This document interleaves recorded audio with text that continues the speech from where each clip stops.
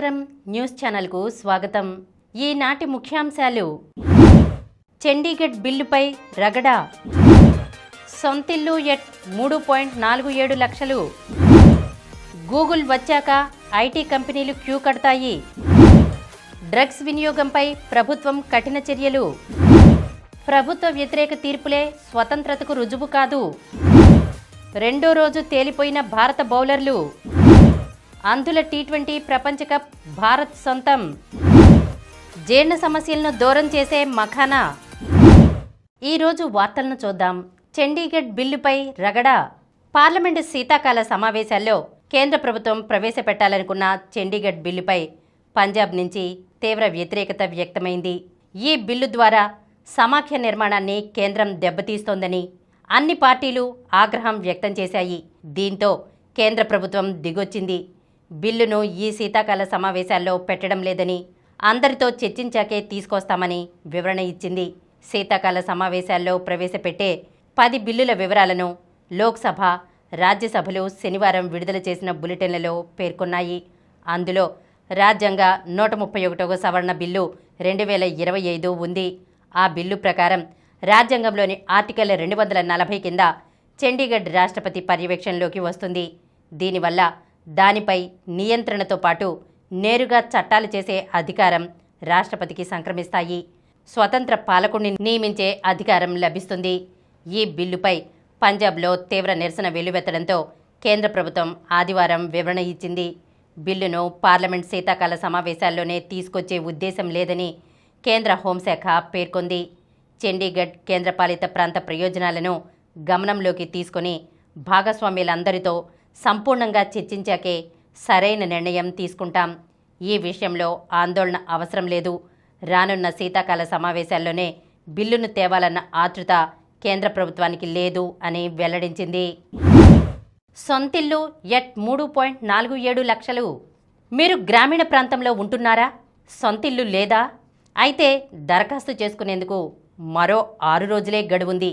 కేంద్ర రాష్ట్ర ప్రభుత్వాలు సంయుక్తంగా గ్రామీణ ప్రాంతాల్లో పేదల ఇళ్ల నిర్మాణానికి ప్రధానమంత్రి ఆవాస్ యోజన ఎన్టీఆర్ పథకాన్ని అమలు చేస్తున్నాయి. ఇందుకు అర్హులను గుర్తించేందుకు ప్రత్యేక యాప్ను తీసుకొచ్చి ఎంపిక చేపట్టాయి. ఈ నెల 30తో గడువు ముగియనుంది. ఇప్పటికే రాష్ట్ర వ్యాప్తంగా చేపట్టిన ప్రత్యేక కార్యక్రమాల్లో 3.47 లక్షల మంది దరఖాస్తు చేసుకున్నారు. గతంలో పట్టణాభివృద్ధి సంస్థల పరిధిలో ప్రధానమంత్రి ఆవాస్ యోజన పథకాన్ని అమలు చేయగా కేవలం ఇళ్ల నిర్మాణాల మంజూరు కోసమే ఆయా రాష్ట్ర ప్రభుత్వాలు గ్రామీణ ప్రాంతాలను యూడీఏలుగా మారుస్తున్నాయనే ఆలోచనతో కేంద్రం వీటిల్లో అనుమతిని నిలిపేసింది. దీంతో యూడీఏల్లో కూడా గ్రామీణ పథకాన్ని అమలు చేస్తున్నారు. వీటి పరిధిలోనూ అర్హుల ఎంపికను చేపడుతున్నారు. గూగుల్ వచ్చాక ఐటీ కంపెనీలు క్యూ కడతాయి.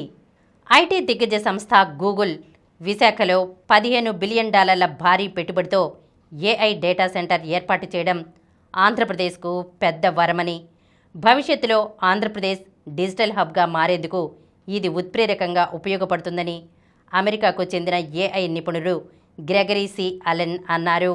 డేటా సెంటర్ వల్ల పెద్దగా ఉద్యోగాలు రావన్న వాదన తప్పన్నారు. పలు అంతర్జాతీయ కంపెనీలు ఆంధ్రప్రదేశ్కు క్యూ కట్టేందుకు గూగుల్ డేటా సెంటర్ చుక్కానిలా పనిచేస్తుందని ఆయన పేర్కొన్నారు. వాషింగ్టన్ కేంద్రంగా పనిచేస్తున్న centre for strategic and international స్టడీస్లోని వాధ్వానీ ఏఐ సెంటర్లో గ్రెగరీ సీనియర్ సలహాదారుగా వ్యవహరిస్తున్నారు. ఈ సంస్థ టెక్నాలజీ పాలసీలపై పరిశోధనలు నిర్వహిస్తోంది. ఏఐ పాలసీపై అమెరికా సహా పలు దేశాలకు సలహా ఇస్తోంది.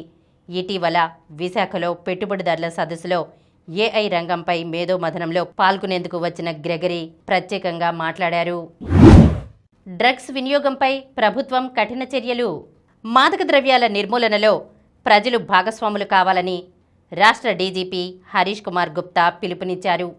ఆదివారం విజయవాడలోని అజిత్ సింగ్ నగర్ డాబా కొట్టు సెంటర్ నుంచి నున్న వరకు ఈగల విభాగం ఆధ్వర్యంలో డ్రగ్స్ వద్దు బ్రో, సైకిల్ తొక్కు బ్రో నినాదంతో ర్యాలీ నిర్వహించారు. డీజీపీ మాట్లాడుతూ డ్రగ్స్ వినియోగంపై రాష్ట్ర ప్రభుత్వం కఠినంగా వ్యవహరిస్తోందని, ఈగల వ్యవస్థను ఏర్పాటు చేసి గంజాయి సాగును నియంత్రణలోకి తెచ్చిందని పేర్కొన్నారు. డ్రగ్స్పై ఏదైనా సమాచారం ఉంటే 1972 టోల్ ఫ్రీ నెంబర్కు ఫోన్ చేసి తెలియజేయాలని సూచించారు. ఈగల్ చీఫ్ ఐజీ రవికృష్ణ మాట్లాడుతూ ఆపరేషన్ చైతన్య, గరుడ, సేఫ్ క్యాంపస్ జోన్ కార్యక్రమాల ద్వారా గంజాయి, డ్రగ్స్ను అణిచివేస్తున్నట్లు చెప్పారు. రాష్ట్ర వ్యాప్తంగా 869 హాట్స్పాట్లు గుర్తించి నిఘా పెంచినట్లు వివరించారు. 10 కిలోమీటర్లు సాగిన ఈ ర్యాలీలో ఎన్టీఆర్ జిల్లా commissionerate CP SV Rajasekhar Babu, collector Lakshmisha, DCP Saritha, red cross, rotary club ప్రతినిధులు, విద్యార్థులు తదితరులు పాల్గొన్నారు. ప్రభుత్వ వ్యతిరేక తీర్పులే స్వతంత్రతకు రుజువు కాదు. ప్రభుత్వ వ్యతిరేక తీర్పులిస్తేనే న్యాయమూర్తులు తమ స్వతంత్రతను నిరూపించుకున్నట్లని ప్రచారంలో ఉన్న అభిప్రాయం తప్పని, అలా వెళ్లాలనుకోవడము సరైనది కాదని ఆదివారంతో పదవీకాలం ముగిసిన సుప్రీంకోర్టు ప్రధాన న్యాయమూర్తి జస్టిస్ బిఆర్ గవాయ్ అభిప్రాయపడ్డారు. న్యాయ వ్యవస్థ స్వతంత్రత గురించి నిరంతరం మాట్లాడుతున్నాం. ప్రజలకు ఈ వ్యవస్థపై పూర్తి విశ్వాసం కలగాలంటే దాని స్వతంత్రతను కాపాడాల్సిందే. అయితే న్యాయమూర్తులను న్యాయమూర్తులే నిరూపించుకుంటున్నారని కొలీజియం వ్యవస్థపై కొన్ని విమర్శలున్నాయి. ఈ నియామకాల విషయంలో మేం వ్యక్తుల అభిప్రాయాలను పరిశీలిస్తాం. నిఘా వర్గాల నివేదికలు, న్యాయశాఖ అభిప్రాయాలను పరిగణలోకి తీసుకుంటామని పేర్కొన్నారు. రెండో రోజు తేలిపోయిన భారత బౌలర్లు. దక్షిణాఫ్రికాతో సిరీస్ను సమం చేసే దిశగా రెండో టెస్ట్ తొలి రోజు ఆశలు రేకెత్తించిన భారత్ రెండో రోజు తేలిపోయింది. శనివారం సత్తా చాటిన బౌలర్లు ఆదివారం పూర్తిగా నిరాశపరచడంతో దక్షిణాఫ్రికా తొలి ఇన్నింగ్స్లో 489 పరుగుల భారీ స్కోరు సాధించింది. భారత సంతతికి చెందిన బౌలింగ్ ఆల్రౌండర్ సెనురాన్ ముత్తుస్వామి అద్భుత శతకం సాధించగా 9వ స్థానంలో బ్యాటింగ్ చేసిన మార్కో యాన్సెన్ మెరుపు ఇన్నింగ్స్ ఆడారు. కైల్ వెరేన్ 122 బంతుల్లో 45తో 7 వికెట్కు 88 పరుగులు జోడించిన సెనురాన్ యాన్సెన్తో 8వ వికెట్కు 97 పరుగులు జతచేశాడు. భారత బౌలర్లలో కుల్దీప్ యాదవ్ 4 వికెట్లు పడగొట్టాడు. అనంతరం తొలి ఇన్నింగ్స్ ఆరంభించిన భారత్ ఆట చివరికి 0 వికెట్ల నష్టానికి 9 పరుగులతో నిలిచింది. యశస్వి జైస్వాల్, కేఎల్ రాహుల్ క్రీజ్లో ఉన్నారు. అంధుల టీ20 ప్రపంచ కప్ భారత్ సొంతం. కొన్ని వారాల క్రితమే దక్షిణాఫ్రికాను ఓడించి భారత మహిళల క్రికెట్ జట్టు వన్డే ప్రపంచ కప్ను చేజిక్కించుకుంది.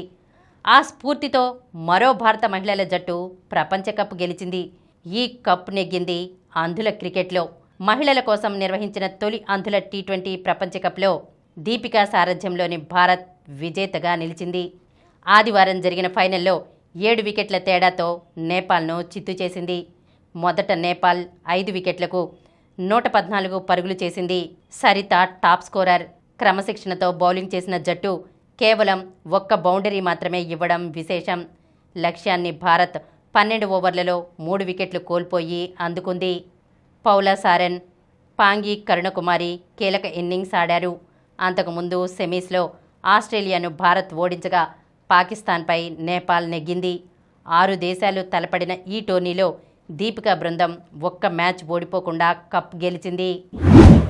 జీర్ణ సమస్యలను దూరం చేసే మఖానా. తామర గింజలను సేకరించి ఎండబెట్టి వేయించి మఖానాను తయారు చేస్తారు. దీనిలో ఎన్నో పోషకాలు ఉంటాయి. మఖానాలో పీచు పదార్థం ఎక్కువ. తరచూ మఖానాను తినడం వల్ల జీర్ణ సమస్యలు దూరమవుతాయి. మలబద్ధకం, కడుపుబ్బరం, కడుపులో ఆమ్లత్వం లాంటి సమస్యలు తొలగిపోతాయి. వీటిలోని ప్రోటీన్ జీవక్రియలను వేగవంతం చేస్తుంది. అతిగా తినాలనే భావన తగ్గిస్తుంది. దీనిలో క్యాలరీలు కూడా తక్కువగా ఉంటాయి. కాబట్టి శరీరం బరువు పెరగకుండా నియంత్రణలో ఉంటుంది. అల్పాహారంలో మఖానాను చేర్చుకుంటే శరీరానికి కావలసిన calcium, magnesium, potassium, iron, phosphorus లభిస్తాయి. దీంతో శరీరంలోని ఎముకలు బలోపేతమవుతాయి. కీళ్లు, కండరాల సమస్యలు తీరతాయి. మఖానాలో గ్లైసమిక్ ఇండెక్స్ చాలా తక్కువ. కాబట్టి దీన్ని మధుమేహం ఉన్నవారు తింటే రక్తంలో చక్కెర స్థాయి అదుపులో ఉంటుంది. మఖానాలో ఫ్లేవనాయిడ్స్, యాంటీ ఆక్సిడెంట్లు, అమైనో ఆమ్లాలు పుష్కలంగా ఉంటాయి. ఇవి శరీరంలో హార్మోన్ల సమతుల్యతను కాపాడతాయి. మహిళల్లో ల్యూకోరియా, ఋతు సమస్యలను నివారిస్తాయి. ఇప్పుడు కొన్ని సంక్షిప్త వార్తలను చూద్దాం. బయోడీజిల్ కేంద్రంలో ఎగిసిన మంటలు. అనుమతులు లేకుండా నిర్వహిస్తున్న బయోడీజిల్ కేంద్రంలో మంటలు చెలరేగడంతో ఓ యువకుడు సజీవ దహనమయ్యాడు. పల్నాడు జిల్లాలోని మాచెర్ల దాచేపల్లి రహదారి పక్కన ఈ ఘటన చోటు చేసుకుంది. నేడు బంగాళాఖాతంలో వాయుగుండం దక్షిణ అండమాన్ సముద్రంలో తీవ్ర అల్పపీడనం కొనసాగుతోందని విపత్తుల నిర్వహణ సంస్థ తెలిపింది.